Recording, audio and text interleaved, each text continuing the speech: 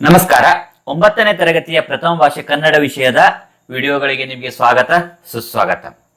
ಬನ್ನಿ, ಈ ದಿನದ ವಿಡಿಯೋದಲ್ಲಿ 9ನೇ ತರಗತಿಯ ಮೊದಲನೇ ಪದ್ಯವಾಗಿರುವಂಥದ್ದು ಹೊಸ ಹಾಡು. ಈ ಒಂದು ಪದ್ಯಕ್ಕೆ ಸಂಬಂಧಿಸಿದಂತೆ ಅಭ್ಯಾಸದಲ್ಲಿ ಕೇಳಿರುವಂತಹ ಪ್ರಶ್ನೆಗಳು ಮತ್ತು ಅವುಗಳ ಉತ್ತರಗಳನ್ನು ನೋಡಿಕೊಂಡು ಬರೋಣ.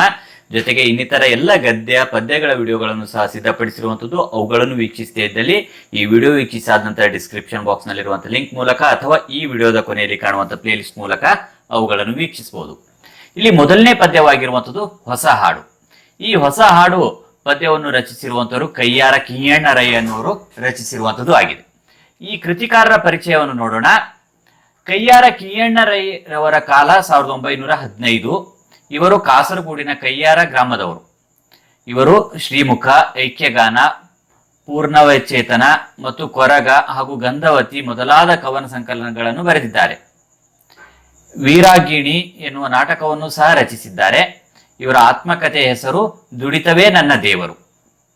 ಇವರಿಗೆ 1969ರಲ್ಲಿ ಕರ್ನಾಟಕ ಸಾಹಿತ್ಯ ಅಕಾಡೆಮಿ ಪ್ರಶಸ್ತಿ, 2005ರಲ್ಲಿ ಆಳ್ವಾಸ್ ನುಡಿಸಿರಿ ಪ್ರಶಸ್ತಿ, 2006ರಲ್ಲಿ ನಾಡೋಜ ಪ್ರಶಸ್ತಿ ಇವೇ ಮೊದಲಾದ ಪ್ರಶಸ್ತಿಗಳು ದೊರೆತಿವೆ. ಪ್ರಸ್ತುತ ಪದ್ಯವನ್ನು ಇವರ ಶತಮಾನದ ಗಾನ ಕೃತಿಯಿಂದ ಆರಿಸಲಾಗಿದೆ. ಇಲ್ಲಿ ಪ್ರಶ್ನೆಗಳನ್ನು ನೋಡೋಣ. ಕೊಟ್ಟಿರುವ ಪ್ರಶ್ನೆಗಳಿಗೆ ಒಂದು ವಾಕ್ಯದಲ್ಲಿ ಉತ್ತರಿಸಿ ಅಂತ ಹೇಳಿ ಕೇಳಿರುವಂಥದ್ದು. ಮೊದಲನೇ ಪ್ರಶ್ನೆ, ಕವಿ ಎಂತಹ ಹಾಡು ಹಾಡಬೇಕೆಂದು ಬಯಸುವರು?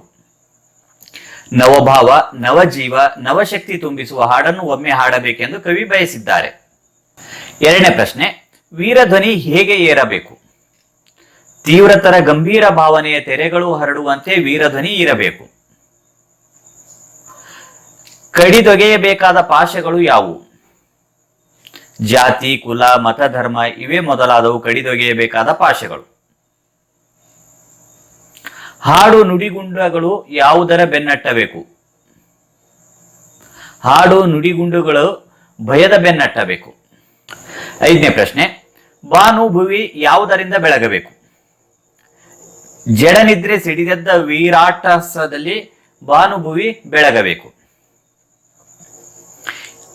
ಕೊಟ್ಟಿರುವ ಪ್ರಶ್ನೆಗಳಿಗೆ 3-4 ವಾಕ್ಯಗಳಲ್ಲಿ ಉತ್ತರಿಸಿ ಅಂತ ಕೇಳಿರುವಂಥದ್ದು. ಇದರಲ್ಲಿ ಮೊದಲನೇ ಪ್ರಶ್ನೆ, ಕವಿ ಎಂತಹ ಹಾಡನ್ನು ಹಾಡಿದಾಗ ವೀರಧ್ವನಿ ಏರಬೇಕು ಎಂದು ಬಯಸುತ್ತಾರೆ? ನವಭಾವ, ನವಜೀವನ, ನವಶಕ್ತಿ ತುಂಬಿಸುವ ಹಾಡನ್ನು ಹಾಡಬೇಕು. ತೀವ್ರತರವಾದ ಗಂಭೀರವಾದ ಭಾವನೆಗಳನ್ನು ಹೊಮ್ಮಿಸುವ ಅದರ ಅಲೆ ಎಲ್ಲ ಕಡೆ ಹರಡುವಂತಹ ಹಾಡು ಅದಾಗಿರಬೇಕು. ಹಾಡು ಬದುಕಿನ ಗತಿಯಲ್ಲಿ ಹೊಸ ಪ್ರಗತಿಪರ ಬದಲಾವಣೆ ತರುವಂತದ್ದಾಗಿರಬೇಕು. ಹೊಸ ಚೇತನ ತುಂಬಬೇಕು. ಅಂತಹ ಹಾಡನ್ನು ಹಾಡಿದಾಗ ವೀರಧ್ವನಿ ಏರಬೇಕು ಎಂದು ಕವಿ ಬಯಸಿದ್ದಾರೆ. ಎರಡನೇ ಪ್ರಶ್ನೆ, ಕವಿ ಎಂತಹ ಹಾಡು ಗುಡುಗಬೇಕು ಎಂದು ಆಶಿಸುತ್ತಾರೆ? ಜಾತಿ, ಕುಲ, ಧರ್ಮಗಳ ಪಾಶವನ್ನು ಕಡಿದೊಗೆದು ಸಂತೋಷದಿಂದ ಹಾಡನ್ನು ಹಾಡಬೇಕು. ಆ ಹಾಡು ಯಾವುದೇ ಮಿತಿಗೆ ಒಳಪಡಬಾರದು. ಯುಗ ಯುಗಗಳಾಚೆ ಎಲ್ಲ ಲೋಕಗಳಲ್ಲಿ ಜಾತಿ ಧರ್ಮದ ಎಲೆಯನ್ನು ಮೀರಿದ ಹಾಡು ಗುಡುಗಬೇಕು ಎಂದು ಕವಿ ಹೇಳಿದ್ದಾರೆ. ಮೂರನೇ ಪ್ರಶ್ನೆ, ಈ ಹಾಡು ಹೊಸತು ಎಂದು ಕವಿ ಹೇಳಲು ಕಾರಣವೇನು? ಹಳೆಯ ಪಾಡನ್ನು ಮರೆಸುವಂತಹ, ಕೊನೆಗೊಳಿಸುವಂತಹ ಹಾಡು ಇದಾಗಿದ್ದು, ಇದು ಜನತೆಗೆ ಭರವಸೆಯನ್ನು ಗೌರವವನ್ನು ತರುವ ಹಾಡು ಇದಾಗಿದೆ. ಆದ್ದರಿಂದ ಇದು ಹೊಸ ಹಾಡು ಎಂದು ಕವಿ ಹೇಳಿದ್ದಾರೆ. ಈ ಕೊಟ್ಟಿರುವ ಪ್ರಶ್ನೆಗಳಿಗೆ 8-10 ವಾಕ್ಯಗಳಲ್ಲಿ ಉತ್ತರಿಸಿ ಅಂತ ಕೇಳಿರುವಂಥದ್ದು. ಮೊದಲನೇ ಪ್ರಶ್ನೆ, ಹೊಸ ಹಾಡು ಪದ್ಯದ ಸಾರಾಂಶವನ್ನು ನಿಮ್ಮ ಮಾತುಗಳಲ್ಲಿ ಬರೆಯಿರಿ. ಬದುಕಿಗೆ ಹೊಸ ಹುರುಪನ್ನು ನೀಡಬಲ್ಲ, ಹೊಸ ಆಶಯವನ್ನು, ಜೀವನದ ಗತಿಯನ್ನು ಬದಲಿಸಿ ಹೊಸ ಹುರುಪನ್ನು ತುಂಬಬಲ್ಲ, ಹಳೆಯ ಮೌಢ್ಯವನ್ನು ಕಡಿದೊಗೆದು ಹೊಸ ಭಾವನೆಗಳನ್ನು ಸೃಜಿಸಬಲ್ಲ ಹೊಸ ಹಾಡನ್ನು ಹಾಡಬೇಕು. ಆ ಹಾಡು ಎಲ್ಲರಲ್ಲೂ ಕ್ರಾಂತಿಯನ್ನುಂಟು ಮಾಡಬೇಕು. ಅದರ ಮಾರ್ದನಿಗಳು ಭೂಮಿ ಆಕಾಶದಲ್ಲಿ ತುಂಬಬೇಕು. ಎಲ್ಲ ಕೀಳಿರಿಮೆಗಳನ್ನು ಕಡಿದೊಗೆದು ಹೊಸ ಹುರುಪನ್ನು ತುಂಬುವ ಹಾಡು ಇದಾಗಿದೆ. ನವಭಾವ, ನವಜೀವನ, ನವಶಕ್ತಿ ತುಂಬಿಸುವ ಹಾಡನ್ನು ಹಾಡಬೇಕು. ತೀವ್ರತರವಾದ ಗಂಭೀರವಾದ ಭಾವನೆಗಳನ್ನು ಹೊಮ್ಮಿಸುವ ಅದರ ಅಲೆ ಎಲ್ಲ ಕಡೆ ಹರಡುವಂತಹ ಹಾಡು ಅದಾಗಿರಬೇಕು. ಹಾಡು ಬದುಕಿನ ಗತಿಯಲ್ಲಿ ಹೊಸ ಪ್ರಗತಿಪರ ಬದಲಾವಣೆ ತರುವಂತದ್ದಾಗಿರಬೇಕು. ಹೊಸ ಚೇತನ ತುಂಬಬೇಕು. ಅಂತಹ ಹಾಡನ್ನು ಹಾಡಿದಾಗ ವೀರಧ್ವನಿ ಏರಬೇಕು ಎಂದು ಕವಿ ಬಯಸಿದ್ದಾರೆ. ಜಾತಿ, ಕುಲ, ಧರ್ಮಗಳ ಪಾಶವನ್ನು ಕಡಿದೊಗೆದು ಸಂತೋಷದಿಂದ ಹಾಡನ್ನು ಹಾಡಬೇಕು. ಆ ಹಾಡು ಯಾವುದೇ ಮಿತಿಗೆ ಒಳಪಡಬಾರದು. ಯುಗ ಯುಗಗಳಾಚೆ ಎಲ್ಲ ಲೋಕಗಳಲ್ಲಿ ಜಾತಿ ಧರ್ಮದ ಎಲ್ಲೆಯನ್ನು ಮೀರಿದ ಹಾಡು ಗುಡುಗಬೇಕು. ಹಾಡು ಹೇಗಿರಬೇಕೆಂದರೆ ಸೋಮಾರಿತನದ ನಿದ್ರೆಯನ್ನು ಅದು ಹೊಡೆದೋಡಿಸಬೇಕು. ವೀರತೆಯ ಅಟ್ಟಹಾಸದಿಂದ ಬಾನು ಭುವಿಗಳಲ್ಲಿ ಜಾಗೃತಿಯನ್ನು ಮೂಡಿಸುವಂತಹ ಹಾಡು ಅದಾಗಿರಬೇಕು. ನಮ್ಮ ನಡೆ ನುಡಿಗಳಲ್ಲಿ ಜಾಗೃತಿ ಮೂಡಿಸುವ ಹೆಜ್ಜೆ ಹೆಜ್ಜೆಗೂ ಎಚ್ಚರಿಸುವ ಕ್ರಾಂತಿಯನ್ನು ಉಂಟು ಮಾಡುವಂತಹ ಹಾಡು ಮೂಡಬೇಕು ಎಂದು ಕವಿ ಹೇಳಿದ್ದಾರೆ. ಈ ರೀತಿ ಹಾಡು ಮೊದಲು ಇಲ್ಲ, ಇದೇ ಹೊಸತು, ಇದೇ ಮೊದಲ, ಹಳೆಯ ವ್ಯಥೆ ಎಲ್ಲವೂ ಕರಗುವಂತೆ ಹೊಸತಾದ ಹೊಸ ಹಾಡು ಇದಾಗಿದೆ ಎಂದು ಕವಿ ಹೇಳಿದ್ದಾರೆ.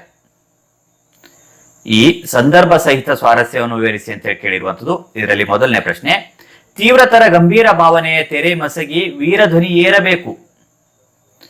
ಈ ಮೇಲಿನ ವಾಕ್ಯವನ್ನು ಕಯ್ಯಾರ ಕಿಞ್ಞಣ್ಣರವರು ಬರೆದ ಶತಮಾನದ ಗಾನ ಕವನ ಸಂಕಲನದಿಂದ ಆರಿಸಲಾದ ಹೊಸ ಹಾಡು ಪದ್ಯ ಭಾಗದಿಂದ ಆಯ್ದುಕೊಳ್ಳಲಾಗಿದೆ.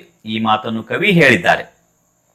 ಸಂದರ್ಭ, ನವಭಾವವನ್ನು ಹೊಮ್ಮಿಸುವ ನವಜೀವನವನ್ನು ನೀಡುವ ನವಚೇತನವನ್ನು ನೀಡುವ ಹಾಡನ್ನು ಹಾಡಬೇಕು. ತೀವ್ರವಾದ ಗಂಭೀರ ಭಾವನೆಯನ್ನು ಅಲೆಗಳ ರೀತಿ ಹರಡಿಸುವಂತೆ ವೀರಧ್ವನಿ ಏರಬೇಕು ಎಂದು ಕವಿ ಹೇಳಿದ್ದಾರೆ. ಸ್ವಾರಸ್ಯ, ಹಾಡು ಗಂಭೀರವಾದ ವಿಚಾರಗಳನ್ನು ಹೊರಹೊಮ್ಮಿಸಿ ಹಾಡಿನ ವಿಚಾರಕ್ಕೆ ಸಹೃದಯರು ಸ್ಪಂದಿಸುವಂತಿರಬೇಕು ಎಂದು ಕವಿ ಅಪೇಕ್ಷಿಸಿದ್ದಾರೆ. ಎರಡನೇ ಸಂದರ್ಭ, ಯುಗ ಯುಗಗಳಾಚೆಯಲ್ಲಿ ಲೋಕಾಂತದಲ್ಲಿ ಆ ಹಾಡು ಗುಡುಗಬೇಕು. ಈ ಮೇಲಿನ ವಾಕ್ಯವನ್ನು ಕಯ್ಯಾರ ಕಿಞ್ಞಣ್ಣರವರು ಬರೆದ ಶತಮಾನದ ಗಾನ ಕವನ ಸಂಕಲನದಿಂದ ಆರಿಸಲಾದ ಹೊಸ ಹಾಡು ಪದ್ಯ ಭಾಗದಿಂದ ಆಯ್ದುಕೊಳ್ಳಲಾಗಿದೆ. ಈ ಮಾತನ್ನು ಕವಿ ಹೇಳಿದ್ದಾರೆ. ಸಂದರ್ಭ, ಹಾಡಿಗೆ ಮಿತಿ ಅಥವಾ ಎಲ್ಲೇ ಇರಬಾರದು. ಜಾತಿ, ಕುಲ, ಮತ, ಧರ್ಮಪಾಶಗಳ ಬಂಧನ ಬಿಗಿದಿರಬಾರದು. ಯುಗಗಳು ಕೊನೆಯಾದರೂ ಎಲ್ಲ ಲೋಕಗಳಲ್ಲೂ ಆ ಹಾಡು ಗುಡುಗಬೇಕು ಎಂದು ಕವಿ ಹೇಳಿದ್ದಾರೆ. ಸ್ವಾರಸ್ಯ, ಹಾಡಿನ ವಿಚಾರಗಳು ಎಲ್ಲ ಕಡೆಯಲ್ಲೂ ಮಾರ್ದನಿಸಬೇಕು. ಎಲ್ಲ ಯುಗಗಳಲ್ಲಿ ಎಲ್ಲ ಲೋಕಗಳಲ್ಲಿ ಈ ಹಾಡು ಉಳಿಯುವಂತಿರಬೇಕು ಎಂಬುದು ಕವಿಯ ವಿಚಾರವಾಗಿದೆ.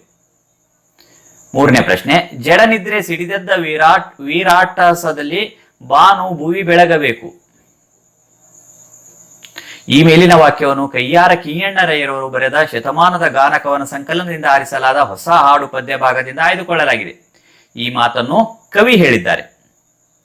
ಸಂದರ್ಭ, ಹಾಡು ಹೇಗಿರಬೇಕೆಂದರೆ ಸೋಮಾರಿತನದ ನಿದ್ರೆಯನ್ನು ಅದು ಹೊಡೆದೋಡಿಸಬೇಕು. ವೀರತೆಯ ಅಟ್ಟಹಾಸದಿಂದ ಬಾನು ಭುವಿಗಳಲ್ಲಿ ಜಾಗೃತಿಯನ್ನು ಮೂಡಿಸುವಂತಹ ಹಾಡು ಅದಾಗಿರಬೇಕು ಎಂದು ಕವಿ ಹೇಳಿದ್ದಾರೆ. ಸ್ವಾರಸ್ಯ, ಜಗತ್ತಿನ ಜನರ ಅಜ್ಞಾನವನ್ನು ಹೋಗಲಾಡಿಸಿ ಎಚ್ಚರಿಕೆ ಮೂಡಿಸುವ ಹಾಡು ಹೊಮ್ಮಲಿ ಎಂದು ಕವಿ ಹೇಳಿದ್ದಾರೆ. ನಾಲ್ಕನೇ ಸಂದರ್ಭ, ನಡೆ ನುಡಿಗಳ ಅಡೆಯಲ್ಲಿ ವೀರಾಟ್ಟಹಾಸದಲ್ಲಿ ಬಾನು ಭುವಿ ಬೆಳಗಬೇಕು. ಈ ಮೇಲಿನ ವಾಕ್ಯವನ್ನು ಕಯ್ಯಾರ ಕಿಞ್ಞಣ್ಣರವರು ಬರೆದ ಶತಮಾನದ ಗಾನ ಕವನ ಸಂಕಲನದಿಂದ ಆರಿಸಲಾದ ಹೊಸ ಹಾಡು ಪದ್ಯ ಭಾಗದಿಂದ ಆಯ್ದುಕೊಳ್ಳಲಾಗಿದೆ. ಈ ಮಾತನ್ನು ಕವಿ ಹೇಳಿದ್ದಾರೆ. ಸಂದರ್ಭ, ನಮ್ಮ ನಡೆ ನುಡಿಗಳಲ್ಲಿ ಜಾಗೃತಿ ಮೂಡಿಸುವ ಹೆಜ್ಜೆ ಹೆಜ್ಜೆಗೂ ಎಚ್ಚರಿಸುವ ಕ್ರಾಂತಿಯನ್ನು ಉಂಟು ಮಾಡುವಂತಹ ಹಾಡು ಮೂಡಬೇಕು ಎಂದು ಕವಿ ಹೇಳಿದ್ದಾರೆ. ಸ್ವಾರಸ್ಯ, ಜನರ ನಡೆನುಡಿಯಲ್ಲಿ ಜಾಗೃತಿ ಹುಟ್ಟಿಸುವ ಅವರ ವ್ಯಕ್ತಿತ್ವ ವಿಚಾರಗಳಲ್ಲಿ ಬದಲಾವಣೆ ತರುವ ಹಾಡು ಇದಾಗಿರಬೇಕು ಎಂದು ಕವಿ ಹೇಳಿದ್ದಾರೆ. ಐದನೇ ಸಂದರ್ಭ, ಇದೋ ಮೊದಲು ಮುನ್ನಿಲ್ಲ ಮುತ್ತಿದುದಂದಿನ ಪಾಡು ಹೊಸತಿಂದು ಹೊಸತು ಹಾಡು. ಈ ಮೇಲಿನ ವಾಕ್ಯವನ್ನು ಕಯ್ಯಾರ ಕಿಞ್ಞಣ್ಣರವರು ಬರೆದ ಶತಮಾನದ ಗಾನ ಕವನ ಸಂಕಲನದಿಂದ ಆರಿಸಲಾದ ಹೊಸ ಹಾಡು ಪದ್ಯ ಭಾಗದಿಂದ ಆಯ್ದುಕೊಳ್ಳಲಾಗಿದೆ. ಈ ಮಾತನ್ನು ಕವಿ ಹೇಳಿದ್ದಾರೆ. ಸಂದರ್ಭ, ನವಭಾವ ನವಜೀವ ನವಶಕ್ತಿ ತುಂಬಿಸುವ ಹೊಸ ಹಾಡು ಹಾಡಬೇಕು. ಈ ರೀತಿ ಹಾಡು ಮೊದಲು ಇಲ್ಲ, ಇದೇ ಹೊಸತು, ಇದೇ ಮೊದಲು, ಹಳೆಯ ವ್ಯಥೆಯೆಲ್ಲವೂ ಕರಗುವಂತೆ ಹೊಸತಾದ ಹೊಸ ಹಾಡು ಎಂದು ಕವಿ ಹೇಳಿದ್ದಾರೆ. ಸ್ವಾರಸ್ಯ, ಹಾಡಿನ ಭಾವಕ್ಕೆ ಹಳೆಯ ಚಿಂತೆಗಳು ಕೊನೆಗೊಂಡು ಹೊಸ ಶಕ್ತಿಯನ್ನು ಹೊಮ್ಮಿಸುವಂತಿರಬೇಕು ಎಂಬುದು ಕವಿಯ ಆಶಯವಾಗಿದೆ. ಮೊದಲೆರಡು ಪದಗಳಿರುವ ಸಂಬಂಧದಂತೆ ಮೂರನೇ ಪದಕ್ಕೆ ಸಂಬಂಧಿಸಿದ ಪದವನ್ನು ಬರೆಯಿರಿ ಅಂತ ಹೇಳಿ ಕೇಳಿರುವಂಥದ್ದು. ಇದರಲ್ಲಿ ಮೊದಲನೇ ಪ್ರಶ್ನೆ, ಧ್ವನಿ ದನಿ. ಅದೇ ರೀತಿ ಯುಗ ಅಂದಾಗ ಡ್ಯಾಶ್ ಅಂತ ಕೊಟ್ಟಿರುವಂಥದ್ದು, ಯುಗ ಅಂದಾಗ ಜುಗ ಆಗುವಂಥದ್ದಾಗಿದೆ. ಎರಡನೇದು ಲೋಕಾಂತರ ಸವರ್ಣ ದೀರ್ಘ ಸಂಧಿ. ಉನ್ನತೋನ್ನತ ಡ್ಯಾಶ್ ಅಂತ ಹೇಳಿ ಕೊಟ್ಟಿದ್ದಾರೆ. ಉನ್ನತೋನ್ನತ ಅನ್ನೋದು ಗುಣಸಂಧಿಯಾಗಿದೆ. ಬಾನು ಆಕಾಶ ಆಗುತ್ತೆ. ಭಾನು ಡ್ಯಾಶ್ ಕೊಟ್ಟಿದ್ದಾರೆ. ಭಾನು ಅಂದಾಗ ಸೂರ್ಯ. ಕೊಟ್ಟಿರುವ 4 ಆಯ್ಕೆಗಳಲ್ಲಿ ಸರಿಯಾದ ಉತ್ತರವನ್ನು ಆರಿಸಿ ಬರೆಯಿರಿ ಅಂತ ಹೇಳಿ ಕೇಳಿರುವಂಥದ್ದು. ಹೊಸ ಹಾಡು ಪದ್ಯದ ಆಕಾರ ಗ್ರಂಥ ಡ್ಯಾಶ್. 4 ಆಯ್ಕೆಗಳನ್ನು ನೋಡೋಣ. ಈ 4 ಆಯ್ಕೆಗಳಲ್ಲಿ ನೋಡಿದಾಗ ಸರಿಯಾಗಿರುವಂತಹ ಉತ್ತರ ಹೊಸ ಹಾಡು ಪದ್ಯದ ಆಕಾರ ಗ್ರಂಥ ಶತಮಾನದ ಗಾನ ಅನ್ನೋದು ಸರಿಯಾಗಿರುವಂತಹ ಉತ್ತರ. ಎರಡನೇ ಪ್ರಶ್ನೆ, ಹೊಸ ಹಾಡು ಪದ್ಯದ ಕವಿ ಡ್ಯಾಶ್. 4 ಆಯ್ಕೆಗಳು ಇಲ್ಲಿವೆ. ಈ 4 ಆಯ್ಕೆಗಳಲ್ಲಿ ಸರಿಯಾಗಿರುವಂತಹ ಉತ್ತರ ಹೊಸ ಹಾಡು ಪದ್ಯದ ಕವಿ ಕಯ್ಯಾರ ಕಿಯ್ಯಣ್ಣ ರೈ. 3ನೇ ಪ್ರಶ್ನೆ, ಉನ್ನತೋನ್ನತ ಡ್ಯಾಶ್ ಶಿಖರವನ್ನೇರಿ ಹಾಡಲಿ ಹಾಡಬೇಕು. 4 ಆಯ್ಕೆಗಳು ಈ ರೀತಿಯಾಗಿವೆ. ಸರಿಯಾಗಿರುವಂತಹ ಉತ್ತರ ಉನ್ನತೋನ್ನತ ಡ್ಯಾಶ್ ಎಂದಾಗ ಘನ ಹಿಮಾದ್ರಿ ಅನ್ನೋದು ಸರಿಯಾಗಿರುವಂತಹ ಉತ್ತರ. 4ನೇ ಪ್ರಶ್ನೆ, ಡ್ಯಾಶ್ ಪಾಶಗಳ ಕಡಿದೊಗೆದು ಎದೆ ಹಿಗ್ಗಿ ಹಾಡಬೇಕು. 4 ಆಯ್ಕೆಗಳು ಈ ರೀತಿಯಾಗಿರುವಂಥದ್ದು. ಸರಿಯಾಗಿರುವಂತಹ ಉತ್ತರ ಜಾತಿ ಕುಲ ಮತ ಅನ್ನೋದು ಸರಿಯಾಗಿರುವಂತಹ ಉತ್ತರ ಆಗುವಂಥದ್ದು. ಇನ್ನು ಭಾಷಾ ಚಟುವಟಿಕೆಯಲ್ಲಿರುವಂತಹ ಪ್ರಶ್ನೆಗಳನ್ನು ನೋಡೋಣ. ಅಲಂಕಾರದ 2 ವಿಧಗಳನ್ನು ಹೆಸರಿಸಿ. ಅಲಂಕಾರದ 2 ವಿಧಗಳು ಈ ರೀತಿಯಾಗಿವೆ. ಶಬ್ದಾಲಂಕಾರ ಮತ್ತು ಅರ್ಥಾಲಂಕಾರ. ಆ ಅಲಂಕಾರ ಹೆಸರಿಸಿ, ಲಕ್ಷಣದೊಂದಿಗೆ ಸಮನ್ವಯಿಸಿ. ಬಾನಿನಲ್ಲಿ ಗಾಳಿಪಟಗಳು ಹಕ್ಕಿಗಳಂತೆ ಹಾರಾಡುತ್ತಿದ್ದವು. ಉಪಮೇಯ ಗಾಳಿಪಟಗಳು, ಇಲ್ಲಿ ಉಪಮಾನ ಹಕ್ಕಿಗಳು. ಉಪಮಾವಾಚಕ ಅಂತ್ಯವಾಗುವಂಥದ್ದಾಗಿದೆ. ಸಮಾನ ಧರ್ಮ ಹಾರಾಡುವುದು.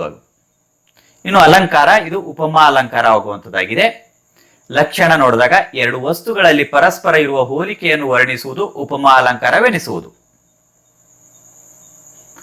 ಸಮನ್ವಯ ನೋಡೋಣ. ಉಪಮೇಯವಾದ ಬಾನಿನಲ್ಲಿ ಗಾಳಿಪಟಗಳ ಹಾರಾಡುವಿಕೆಯನ್ನು ಉಪಮಾನದ ಹಕ್ಕಿಗಳ ಹಾರಾಡುವಿಕೆಗೆ ಹೋಲಿಸಿ ವರ್ಣಿಸಿರುವುದರಿಂದ ಇದು ಉಪಮಾಲಂಕಾರವಾಗಿದೆ.